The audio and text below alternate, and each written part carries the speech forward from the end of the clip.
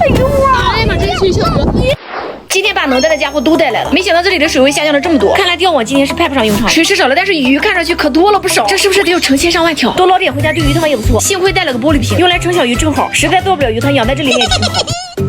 这小鱼还没有开始捞，竟然从石头底下又钻出来一条大的，足足3下子就被弟弟给捞上来了。这下今天这鱼汤能喝成了。有大鱼吗？哇塞，这么大！二话不说，直接撸起裤腿开始干。钓球！我操，好几条！那个底还有鲤鱼，谁能想到在这个水坑的石头底下竟然藏着好几条鱼？弟弟一网下去，捞到2条，就捞到了2条大板鸡！我的妈呀，这简直了！紧接着就是这个小水坑开始了地毯式搜索。这里！哎呀妈，这气球！哎，这是去小鱼苗啊！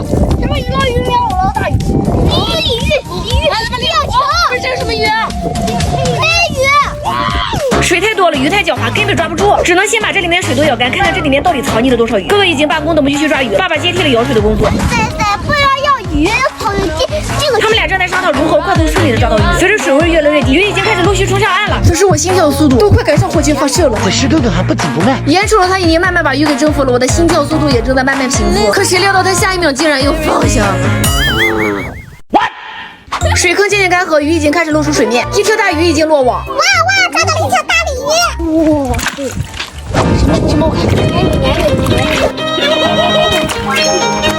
没想到原本一个不起眼的小水坑，竟成了一个充满惊喜的小世界。从最初发现鱼群时的兴奋，再到等待水坑被挖干时的焦急，以及现在抓到鱼的这种心情，这个过程真的像过山车一样。不过也真正体验到了探索自然的乐趣。这个过程中学会了耐心等待和积极行动，因为你不出手，它就会跑。打这个，就是啊。